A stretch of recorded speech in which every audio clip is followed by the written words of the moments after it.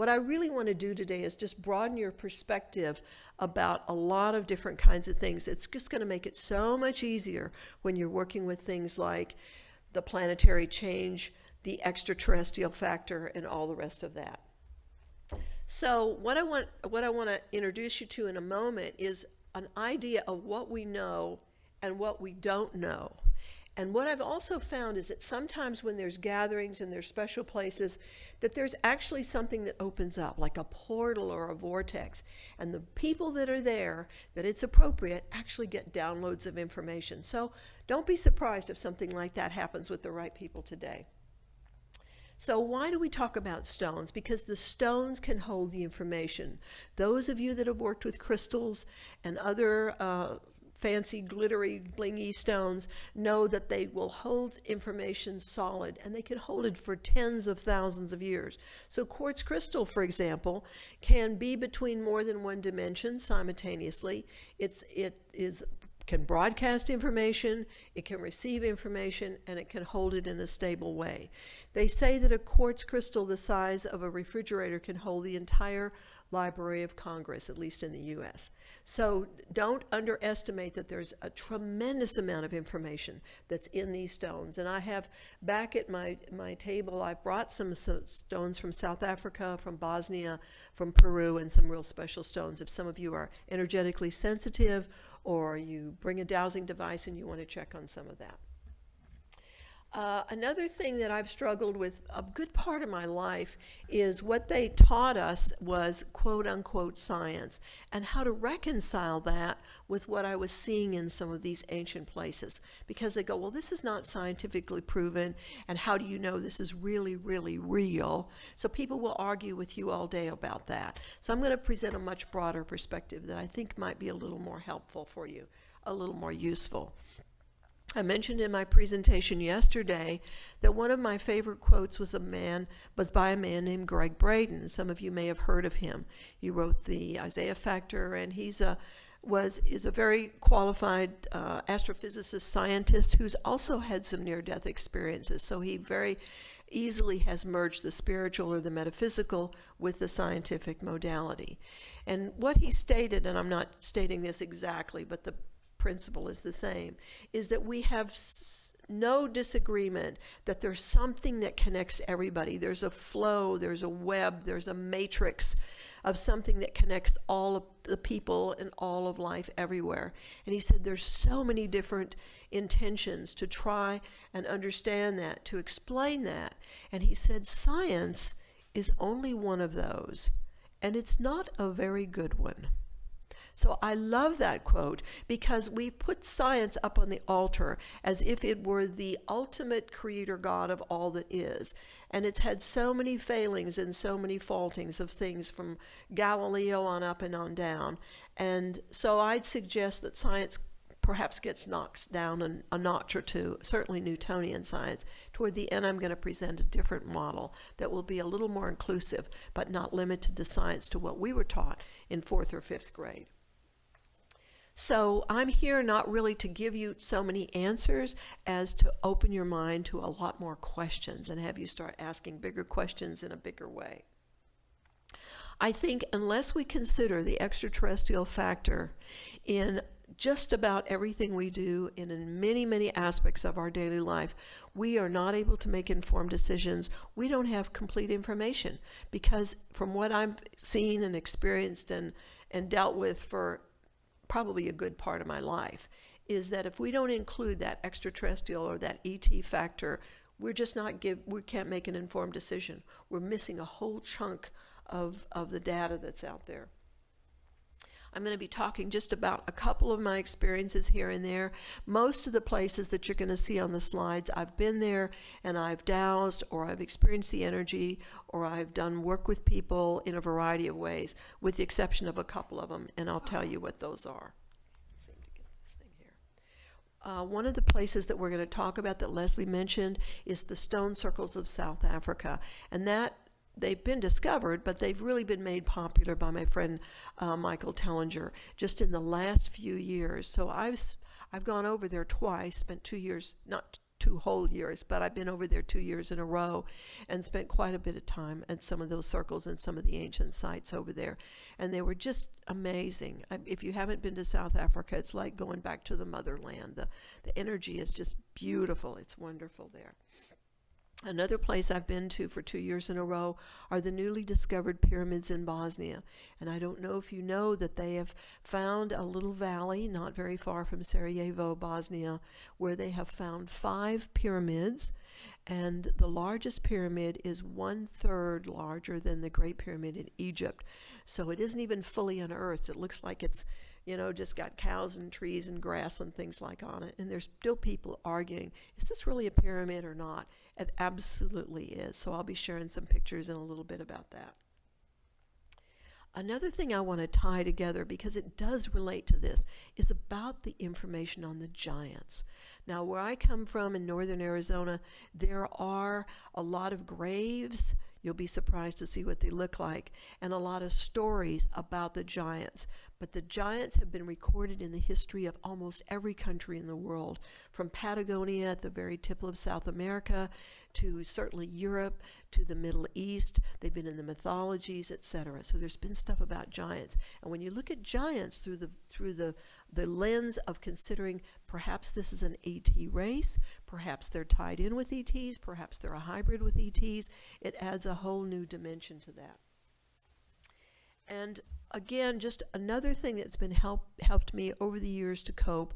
I was listening one night to Coast, one of my favorite radio shows, and I'm sure all of you folks are fans of that as well.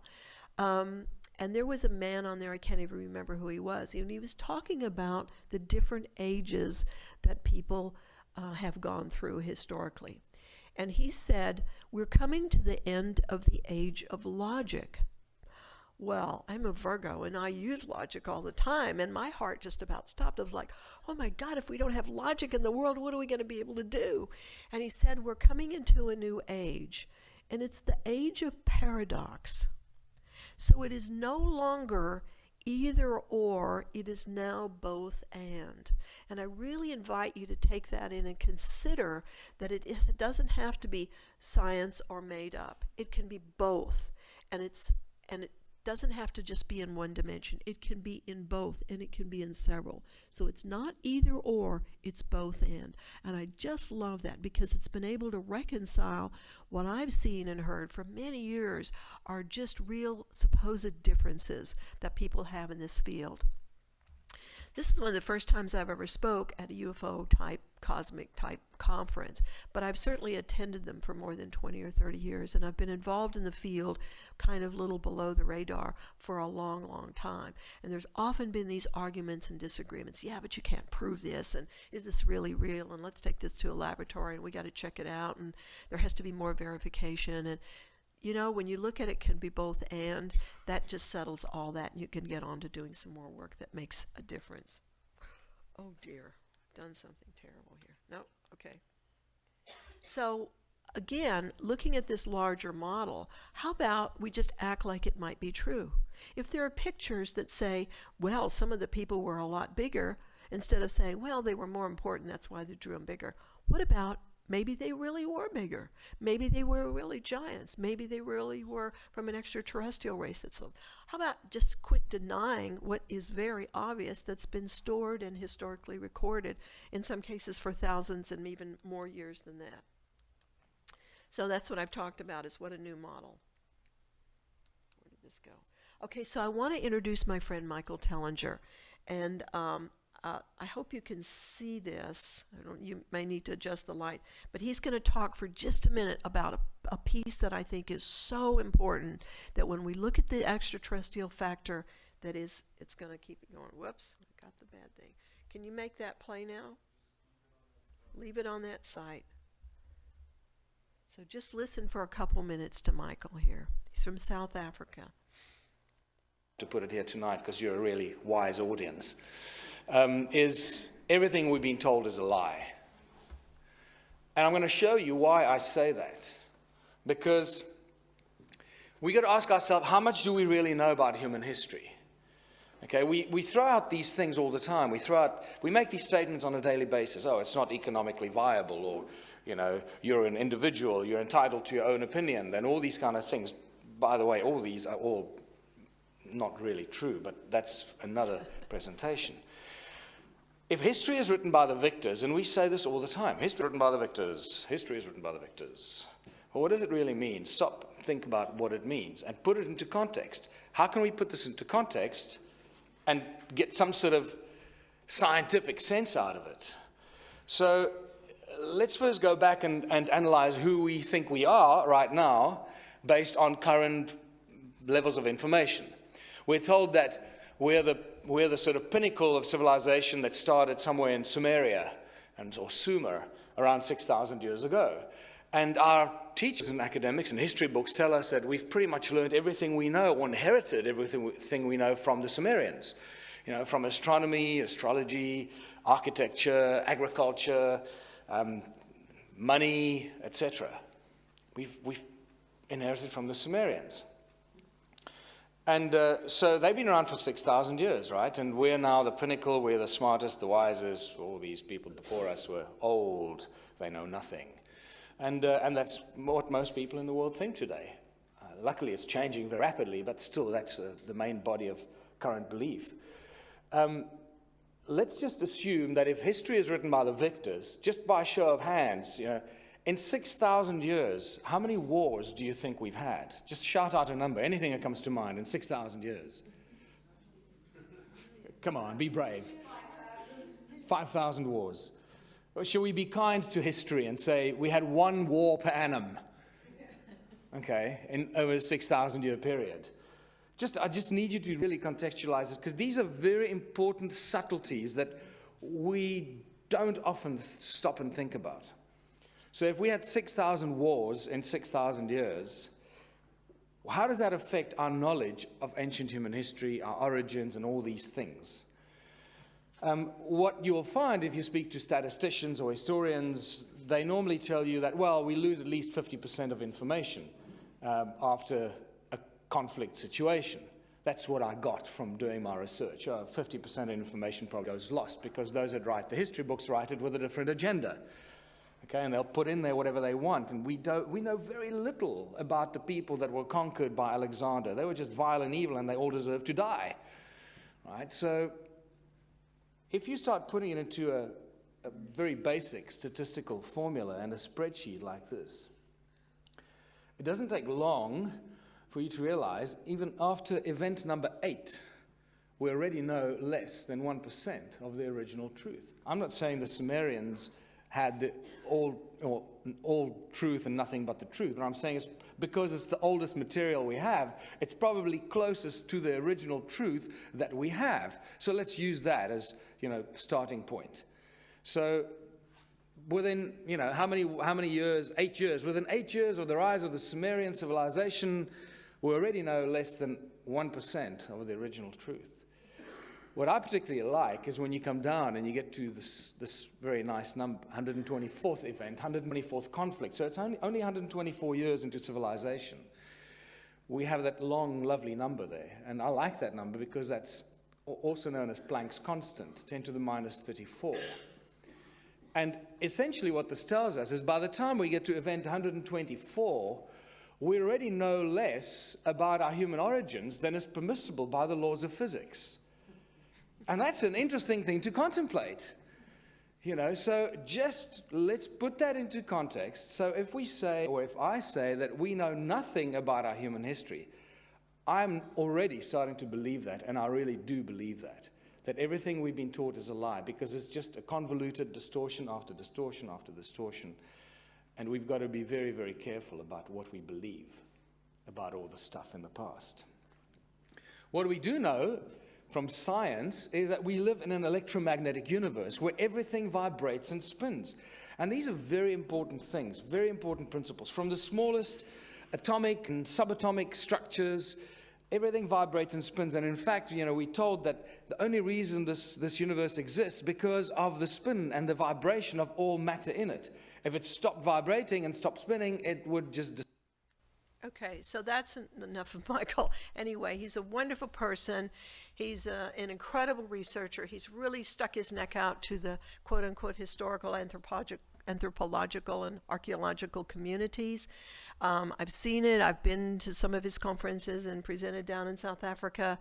And what he's saying is so true. It's just so important to grasp that we really know nothing about our history. We know nothing. And in 124 years, to have it be less than allowable by the laws of physics. So think if it goes back 1,000, 2,000, 20, 100,000 years. And I believe we've done some dowsing, we've done some work in South Africa, that those stone circles are at least 250 to 300,000 years old. So we know nothing about those historical places, except what we're starting to research in some different ways. Okay, so let me just give you a little background of where I was coming from briefly. Have you ever wondered, some of you have been to Mexico or been to the Central America and stuff, do you ever notice when you climb those pyramids, those steps are so huge? Have you ever noticed that? Like they're this big, like huge, and you go, well, why do they make these steps so big? I mean, because the Mayans are little people. They're about this big, and the steps, you'd think they have to step this one. And I always thought, well, why did they do it that way? It doesn't make sense. I mean, the obvious would be, what? Maybe there were big people walking on those steps, or something else, or some other people. So the Mayans, you can see here, are some very small, little, petite people. 5.5 feet tall is a full-grown man, easily. This is some of the pyramid. This is the Temple of the Inscriptions in Palenque. I went there 3 times in 1 year. And that place that you see behind on the left is another pyramid that hasn't, it's actually a pyramid that hasn't been unearthed yet, but it's for astronomical observations and things like that. And I was involved in a group of people that opened some vortexes in several places on the planet simultaneously, and spent the night up there on top of that hill with the howler monkeys going around and scaring the daylights out of us one time. So that was one of the questions, like, why are these steps so big? Another thing, when we were little kids, we were taught about the pyramids, that they had so many thousand slaves, and they hauled these blocks of stone, I forget how many 100 miles from another part of the Nile or something like that, and they started making these pyramids, which were tombs for the kings. But some of the kings died when they were 18 or 20 years old, and so I would, Virgo logic, how did they get these people to start making these things ahead of time, and how many thousands and thousands of slaves did they have to use? And of course they beat them all the time, so I don't think they could do too much when they're running around with, sores and bloody things on their back like that. So how many, how long, how often? And then what about the fact that they never found any mummies in there? So even though we were taught this historically and scientifically and by the schools that supposedly know everything, there was a part of me that said, this isn't adding up somehow. It just isn't adding up. So that prompted me to start looking at things from a whole different way. And that's why I was so grateful to start looking at things from a dowsing perspective and researching these things in a different way. When you go down to, if some of you have been to Egypt, when you go down to some of the other tombs, like in Luxor, up the Nile, which is really down the Nile, you see these great big giant people. Well, what if they really were great big giant people like that? I mean, what if it's not denying the obvious? So that was just one of the things that I would ask about. Another thing is that in the Southwest, we have a lot of cliff dwellings way up in these cliffs. I mean, hundreds and hundreds of feet up, and they wouldn't have any stairs. And I go, well, how do these people get up back and forth? Well, they'd have ladders, or they'd climb up these ropes. And I go, well, why don't they build stairs? I mean, you can see they would build these places deep in the rocks, carve this thing out, make it safe, make it all these things. Well, why wouldn't they put some stairs there? Well, because the river might rise, or you would be something, or because of the weather. They gave us some kind of stuff. Well, guess what? Maybe it had to do with the local cannibals. Maybe they didn't want to get eaten for lunch. Maybe they didn't want their children stolen and eaten, because that's what was really going on. If they could pull it up because there was a 10 or a 20 or a 30-foot giant in the neighborhood, they could be safe when they're 100 foot up a cliff. So we're kind of rewriting history a little bit about this stuff. What about these petroglyphs? They're all over in many parts of the world, but I'm kind of talking to you a little bit about the Southwest because that's where I'm from right now. Look at some of these things. Don't they look like some of the classic grays? Don't they look like some of the beings, the extraterrestrial stuff? What if they were drawings about visitors from off-world sources and places? What if that was really true? What if the big guy in the middle was big because he was really big and the rest of the people were really little? Instead of, well, he was important, or he was the shaman, or he was the king. Yeah, well, what if he was 4 times the size of the other people? And another thing is that a lot of them had, look at that guy. I mean, talk about a petroglyph. It's like, well, he had better vision than the others or something like that. So a lot of times they had 6 fingers and 6 toes. I don't know if you know that. I've seen that on some of the petroglyphs, and I've had people tell me, well, if they had 6 toes, then they were a little more advanced beings. Well, a lot of the giants had 6 toes and 6 fingers. And some of them had double sets of teeth, too. I don't know if you know that. So when you just start looking at all these things, this is, again, my friend Michael Tellinger, and I've been to that footprint, and it is really huge. It's about this big.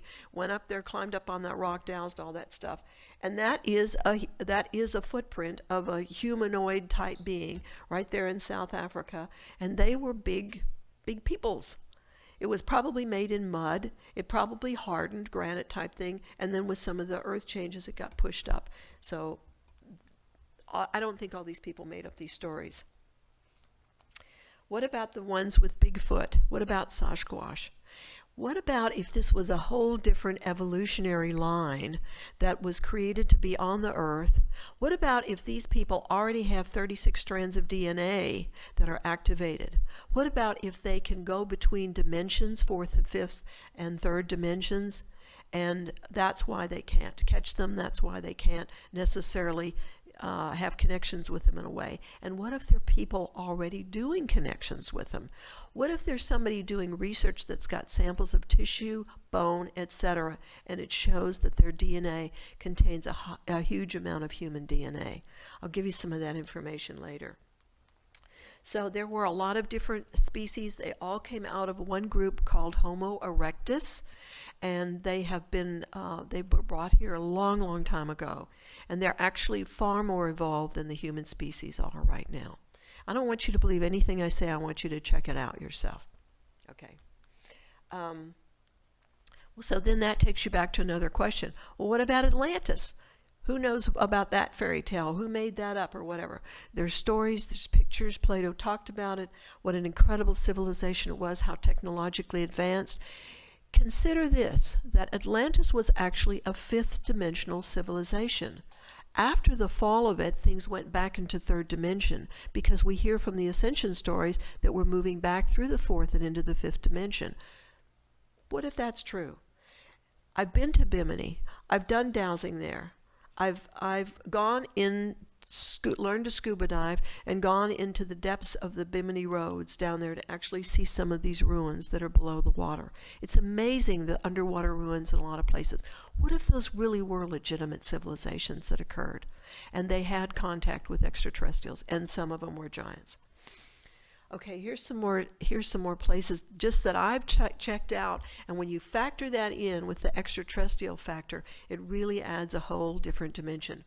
These are some of the stone circles in the Orkney Islands. The Orkney Islands are north of Scotland, way up inside the Arctic Circle, and there's amazing circles up there. This is old Viking land, similar to Stonehenge, and every one of these stones has stories and meanings and energies that can be dowsed, or those of you that are clairvoyant or energetically sensitive can check into that. So Mexico, Central America, tons and tons and tons of pyramids and ruins and things. Belize, I've been to the caves and been to down where they found the crystal skulls and all that. Egypt, of course, the pyramids there and a lot of the other ruins, much of which is kept from the general public, some of the things they've done. China and Tibet, the ruins and the ancient places there. I lived in Malta for many years. I've been down to Patagonia and heard their stories about the giants and some of the, what they might not call them extraterrestrials, but other beings that were there. Certainly the things in Greece. We talked about the stories of the gods and goddesses of Olympus and all of that. What if those were true? Bimini, I talked about, that's where you go and actually see some of the ruins of possible Atlantean civilization, which may have extended much more than just in the Atlantis. And of course the Nazca lines, how in the world do you explain those? That you can see from the air. Really the best way to do it is to go up in a small plane. Peru, Machu Picchu, the skulls, the ruins, the things there, even in their own history, they don't have this definitive stories. They go, well, these were the ancient ones, or these were the ones before then. In South Africa, when I was over there with Michael, we went up for 2 or 3 days to Zimbabwe, to the Great Zimbabwe ruins, which are just absolutely amazing. And they're directly south, exactly on a longitudinal line south of the Great Pyramids in Egypt. And when dowsing on those stones, they've got some spire type stones that were just one stone, like a needle, that's probably no more than 6 inches around and extends out 3 or 4 feet. And they've got them spaced alternately around the top of the ruins there. But what were those about? What were they for? The antenna? Were they for to get a TV station? What were they about? And of course, a lot of the U.S. sites that have amazing things in them and the stories. There's some of the stuff from the Nazca lines. If you've not been there, those are incredible to see. But you start looking at these places with the lens of looking at these as possible being extraterrestrial, off-world planet visitors, then it takes on a whole different place. There's the ruins in Zimbabwe, which extends quite a distance. I know you can go on YouTube and look up these things a little better, a little bit bigger. But huge, huge places. And they say, well, the king lived in here, and this is where the queen's house was, and these is where the other wives were. I don't think you can see those big stones that I was talking about, but cylinders and things that were really, really amazing. And when you go and you energetically tap in on those places, or you start dowsing those stones and checking the age and checking who built them and who was around and what the real purposes of them were, you'll really be amazed. Because remember, we really don't know very much about our history. We've been lied to and given a lot of incorrect information. Another person that I was privileged to spend a couple of days with in Africa is the great, really phenomenal man, Zulu shaman named Credo Mutwa. Some of you may have heard of this man. And he talks about the extraterrestrial contact with his tribe, the Zulu tribe, which were known as the Chitahuri. They're very kind of reptilian-ish looking, and even this huge necklace that he wears has got some indications and references to some of that. He's also an artist, and he's done a lot of paintings and drawings about that. But the stories that he has from his culture that go back thousands and thousands of years certainly includes the extraterrestrial factor in there. Amazing man, very educated, very brilliant. He's very declining in health now. He's got diabetes, but just such a privilege to meet a man of that caliber. This is one place I've not been yet, but it's definitely on my bucket list. And I've just been finding out more information about this lately, which is the Easter Island stones. You always heard about the heads. Well, guess what? They've been digging a little bit deeper, and now they've found out that there's bodies attached to these heads. And these were another race of giants that came from another planetary system, another galaxy. They came here. They were covered up by the water. That's why only the heads were kind of exposed. And what I want you to notice, and I just got this information last week, is about the writings that are on the back of these stones. This is in a different language. It's similar to some of the Egyptian hieroglyphics, but it's not quite the same, and it hasn't been deciphered. These writings on the back of the stone were left by a different race, a different species of ETs. There's been a lot of different species that have come and visited our planet, left things in the stones and left other things. So this was not left by the giants that were the Easter Island head people. It's a different species, and of course they haven't been able to translate that specifically. You'll see some other places where you'll see some writings that they haven't quite discovered. So how do you explain this if you're going to look at the scientific model? One of the places that I mention that I've been to several times is Palenque. And in Palenque, which is down on the left-hand side, that Temple of the Inscriptions. In Palenque, they've got a lot of ruins, and one of the ruins off to the side that's not visited very much is a place called the Biblioteca. Biblioteca means the library, and what that was a place that was stored information, not like card catalog kind of a library, but drawings and carvings and things of some of the ancient races that were brought to this planet, that lived on this planet, that inhabited this place. Some of them came, some of them went, some of them stayed longer, some of them didn't. And that's in the ruins in Palenque. In Palenque also, this pyramid thing that you're seeing there has 365 steps that lead up to the entry. It's called the Temple of the Inscriptions. And then you go up and then you go down to other angles. And you go to a place where there's a triangle. And inside that triangular place is the tomb of Lord Pakal. And it's a huge sarcophagus. It's a giant stone that's on there. And this is a drawing of what's on that stone. If you look at that, the guy's driving some kind of a rocket ship. You see that? Now, what's going on with this stuff? Unless you factor in the extraterrestrial energies, this doesn't make any sense at all. I mean, any sense, according to what we were told about the ancient Mayans. And then look at these skulls from Peru, from Egypt, from many other places. A lot of these things have been, what's a nice way to say confiscated? Borrowed or something by the Smithsonian and other places that just don't. They've got hundreds and thousands of skulls and skeletons of people and beings and things that are just stored away, probably in cardboard boxes at the bottom.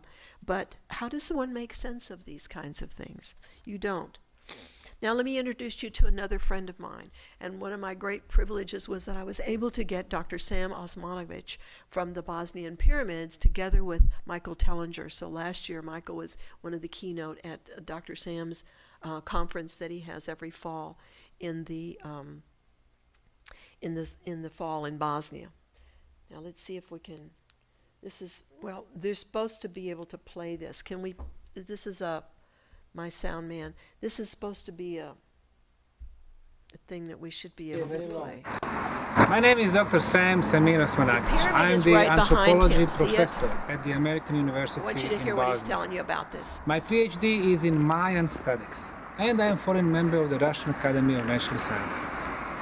For the last 25 years, I have been investigating pyramids all over the world, from the Central American countries like Honduras, Guatemala, Salvador, Belize, Mexico, but also Peru, I don't know if that's the pause button, but let me pause Bolivia, it for a second. Canary Islands, and Mauritius, say that Dr. China, Sam said there Egypt, are over Sudan, 100,000 pyramids on this In planet. spring of 100,000. 2005, I first came to this Okay, go ahead. Bosnian town of Visoko.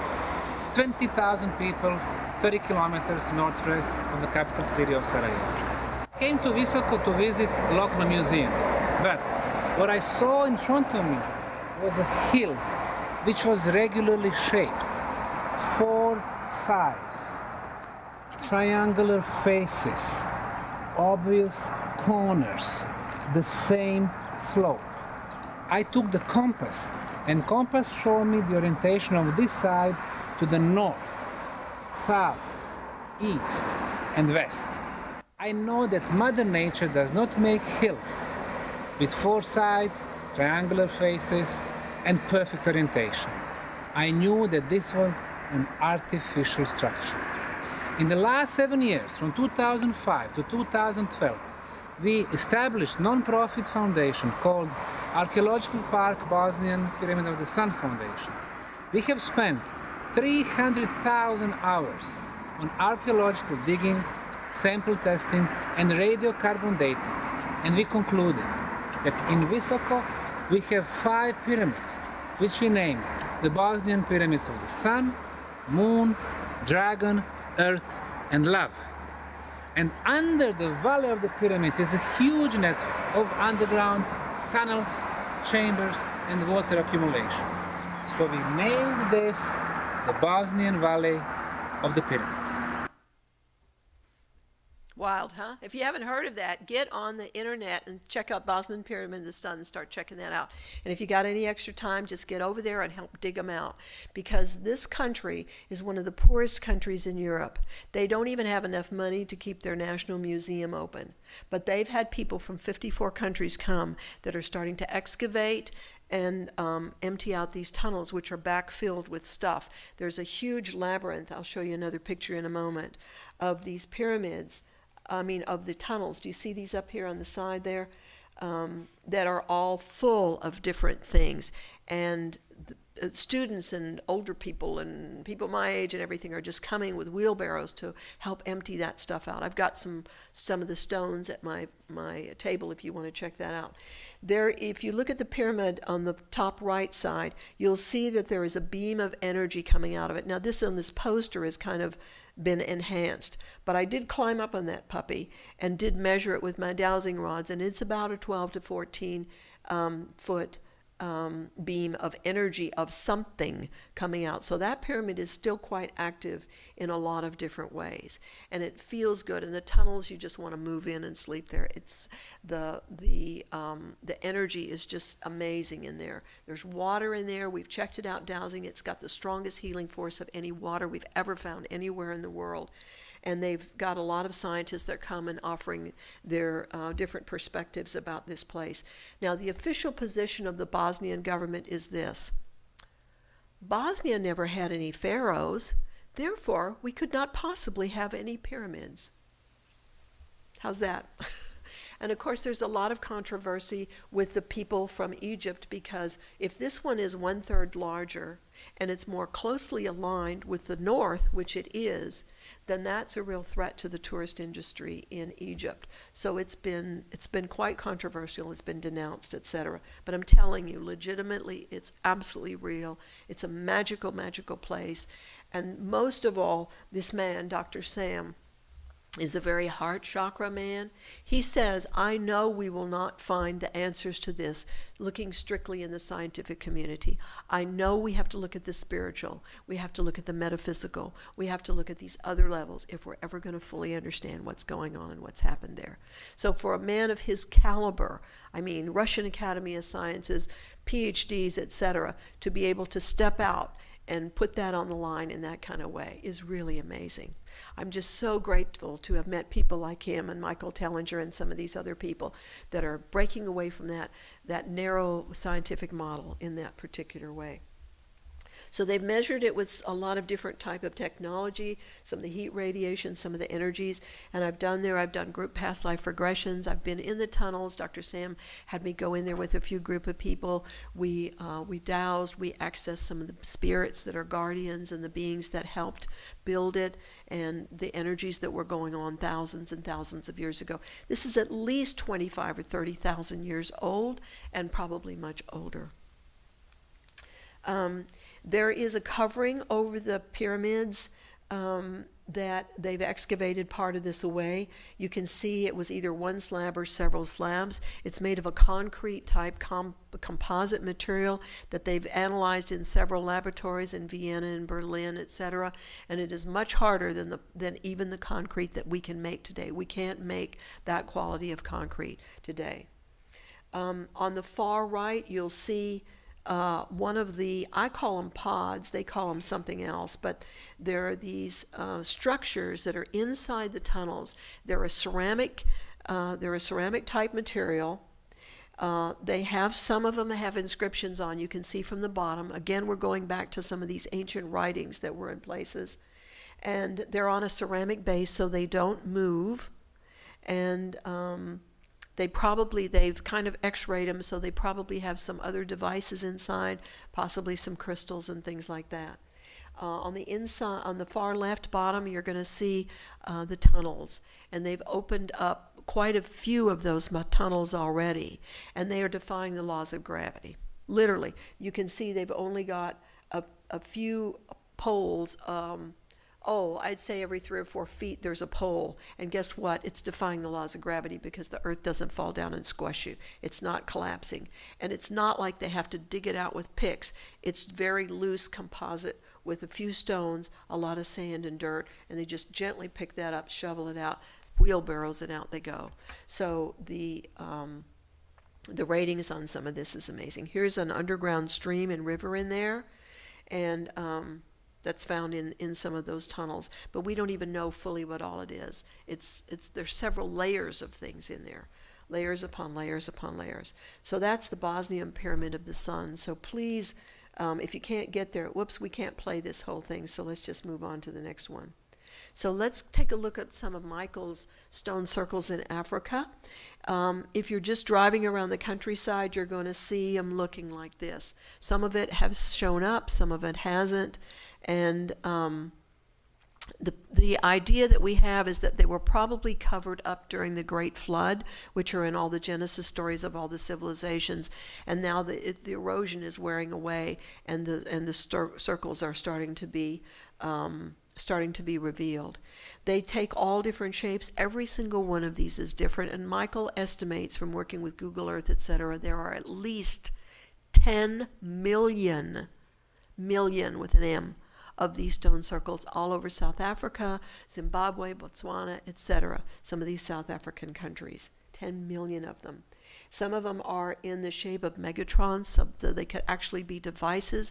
When you measure the energy inside and out, it is dramatically different. The heat index is dramatically different. I've identified scalar waves and other kinds of things going in there. So we don't fully know, does it have to do with transporting gold into the ships? Did it have to do where some of the original people were created, etc.? They also align with a lot of the star systems. For those of you that can look at those things, there's just amazing material on that.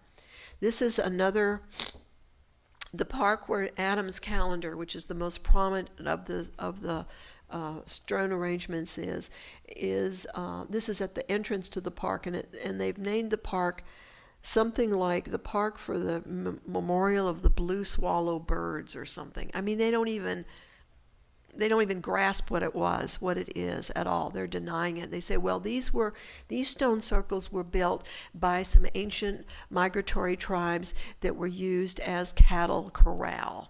So, I mean, I've been to the museum, at the Origins Museum at the biggest university in South Africa, spent the day there, and they go, yeah, they had these little stone circles for the cows to get in. Now, the fact that there was no entrance, there was no exit, I guess the cows sort of like jumped over the stones, and then when it's time, they just jumped back out.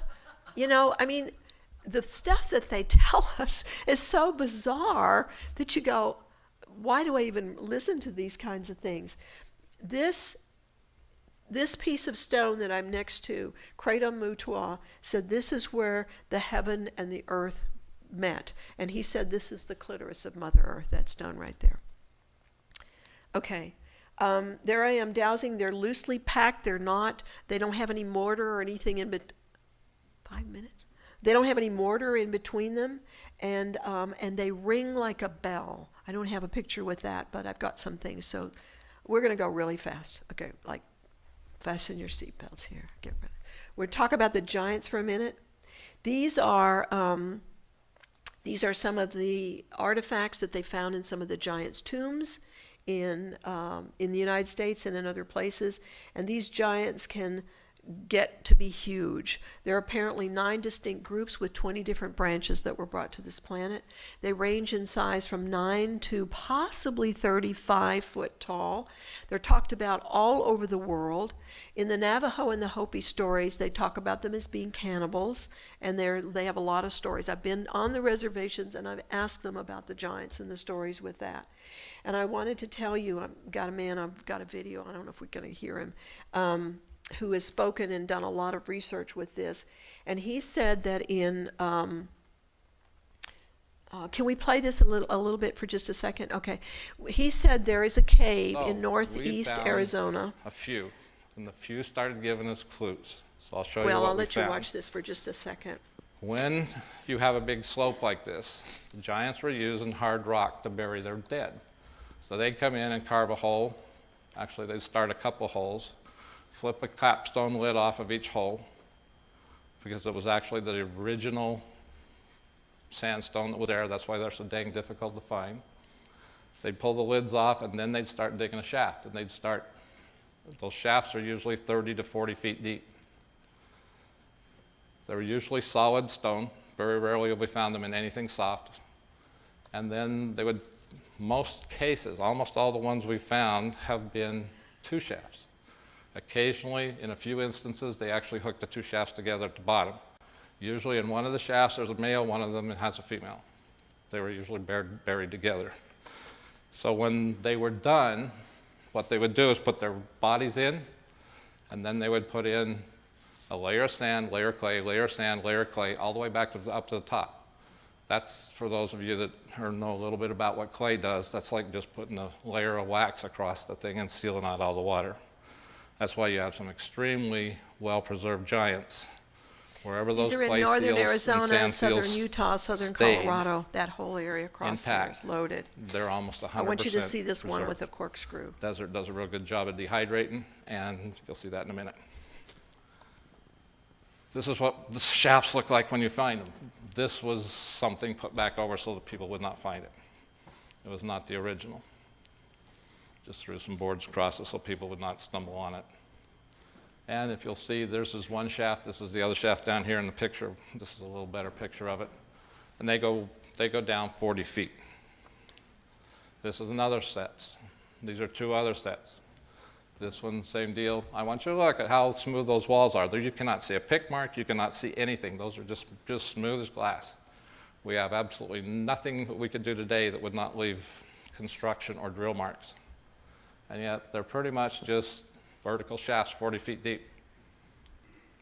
And they're carved in solid rock. Well, most people don't go looking for graveyards in solid rock. When you get down into the tombs, oh, this one was really interesting. Yeah, look at that one. This sucker is 37 feet deep, but it has an 8-inch shelf that spirals clear to the bottom, just like a corkscrew. All the way to the bottom. And you're going, okay, that's a little tough to build even with today's tools. How'd they do it with no pick marks? Nothing. You do not see any indication they sat there and hammered that sucker out. Okay, we're going to move on. There's a lot of Egyptian type symbols. Again, could be extraterrestrial thing that they found in these. And they found, this is some of the giants. They're often full mummies, often still even have the hair. A lot of them were red-headed and blonde-headed, and they wore fabric that were often embroidered, etc. These are 9, 10, 15, in some cases 20 feet tall. So they're all over. Now, shifting gears again, I said we're going to go fast here. This is a lady that has done the Sasquatch Genome Project. Are you any of you folks familiar with her? An amazing person. Whoops. Did I lose it? Can we play that for just a second? But she's a... First of all, this study, we didn't plan on doing this study. I didn't believe they existed at all. When the study started, it was just some people wanting species identification. And when word spread, we ended up having a lot of different samples submitted, and it became a project. And with funding from Wally Hersom, So and she's a Adrian Erickson, PhD we were able to do scientist, extensive highly genetic testing on qualified, these samples. and We she's have done the over 100 research samples. with samples from Bigfoot, of some tissues, press, of some hair, of some notifications, bone, we etc. have, I mean, it takes $10,000–$15,000 to do a whole DNA thing on that, and she's done quite a few of them as well. And all of them contain strains of human, high percentage of human. So like I said, this is a whole other evolutionary path from this Homo erectus, these beings. But anyway, this is available on YouTube. You can go check this lady out and listen to some of the reports that she's got. You go to the Sasquatch Genome Project with that, if that's of interest. I'm going to move on. Let's see what else we got real quickly that we can do. Oh, there are a lot of groups of different species of beings that were brought to the earth or got trapped here on the earth, and a lot of them are requesting to leave now. One of them is the Bigfoots or the Sasquatch, and they've petitioned to leave the planet because they're just having a hard time with everybody trying to chase them down and kill them, etc., like that. There's a lot more pyramids that are going to be discovered in South Argentina. Hundreds of them down there that will have a lot of golden temples, a lot of writings, a lot of additional information. Mother Earth is a planetary being, a planetary spirit that actually lives in the planet. She went into a coma or deep sleep type state after the collapse of Atlantis and has been in this like a suspended state coma would be a good way to say that, since the Atlantean time with all the atomic stuff. When they started doing the experiments on the atom bomb, she got activated again, and is now already in the fifth dimension, and the planet will be moving through the fourth and into the fifth dimension, I believe in our lifetime. But she's already in the fifth dimension, so there's a lot more information on that. One of the things that we've been given is the information between some of the extraterrestrial species, the Zetas, which were a type of a gray, and when you look in their eyes, you can see their soul. When you look in the other grays, you see a mirror, because they didn't have that connection with the emotions, and that's a piece that's so important in terms of looking at the extraterrestrials. That you have to have emotions in order to evolve. So that's part of the hybridization program that's been going on to some extent. Some of it's with permission, some of it's without, is so that these beings can get the emotions, because you must have emotions to evolve. And then, of course, you have to learn to master them. You don't want to just be a jerk, you know. Okay, this is the model I want to present. Just briefly, if you imagine an iceberg, the tip is space-time Newtonian physics as we think of it. You know, it has to be proven, it has to be space-time, measurable in a laboratory, etc. So that's the way to think of just the very tip of this iceberg. The submerged part is quantum physics. It's the quantum field. It's all the stuff that we know exists, that the shamans knew about and the dowsers know about, but we can't really prove it in the conventional way. And then if you think of consciousness as the water that surrounds this, that connects everything together, this might be a useful way to begin to think of some of this in this way. And that's presented by a woman named Dr. Ruth Katzner. You can listen to her on Coast to Coast. You can go to her website, etc. And she's written a new book called Understanding Our Unseen Reality, where she really is presenting this model. It's a little better than some of the other models out there. I can't think of them right now. And when I ask at the higher level, what do they want me to know, in terms of what do they want me to give the information to everybody here, and it was love. That was it, one thing. You've just got to talk about love. You've got to say that we've got to connect with everybody, everything is connected, every stone, every leaf, everything. And the more we can vibrate at that higher frequency, which is like service to others versus service to self, that's the name of the game. That's it. Thank you so much for your attention.